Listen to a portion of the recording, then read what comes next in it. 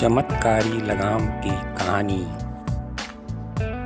रामगढ़ राज्य में विक्रम नामक एक पराक्रमी और प्रतापी राजा राज्य करता था। उसके वीरता के चर्चे दूर दूर तक फैला था। आसपास के राज्य के समस्त राजा उसकी वीरता का गुणगान किया करते थे। राजा का सुनीत नाम का एक मंत्री था। वह शास्त्रों में पारंगत और अति विद्वान था। उसकी वाक्य पटुता का सब लोहा मानते थे। मंत्री की पत्नी स्वभाव की उग्र थी। वह बात बात पर मंत्री जी से रूठ जाती थी और तब तक नहीं मानती थी जब तक मंत्री सुनीत उसे उसके कहे अनुसार नहीं मनाता था। एक दिन वह पुनः मंत्री के से रूठ गई।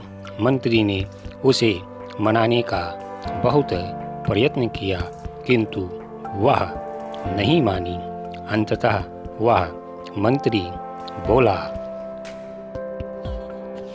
प्रिय, कब तक रूठी रहोगी? मान जाओ, तुम जैसा कहोगी मैं वैसा ही करूँगा।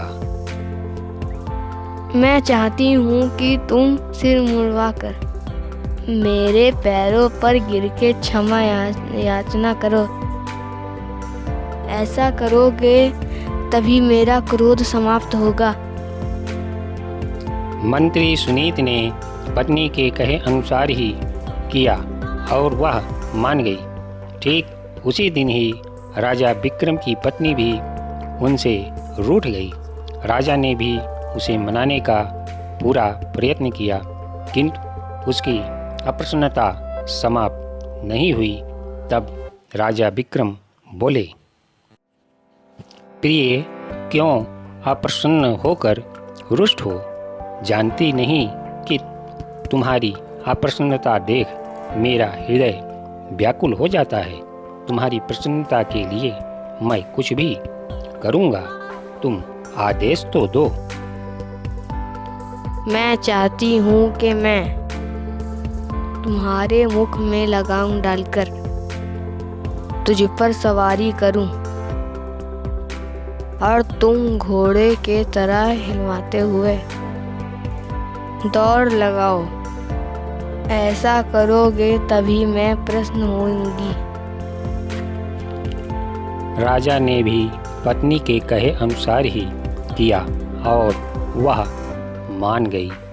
अगले दिन प्रातः जब मंत्री राजदरबार में आया तो उसका सिर मुड़ा हुआ था।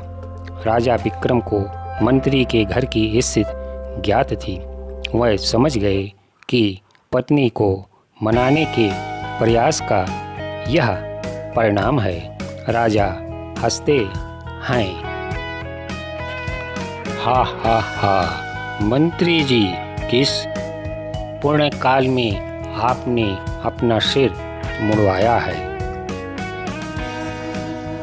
राजन, मैंने उस पुण्य काल में सिर मुड़वाया है जिस पुण्य काल में पुरुष मुख में लगाम डालकर हिन्नाते हुए दौड़ते हैं। यह सुनकर राजा विक्रम बहुत लज्जित हुए। उस दिन उन्होंने प्रण किया कि भविष्य में कभी मंत्री का माखौल उड़ाने का प्रयास नहीं करेंगे। इससे हमें सीख मिलती है कि कभी किसी का माखौल नहीं उड़ाना चाहिए।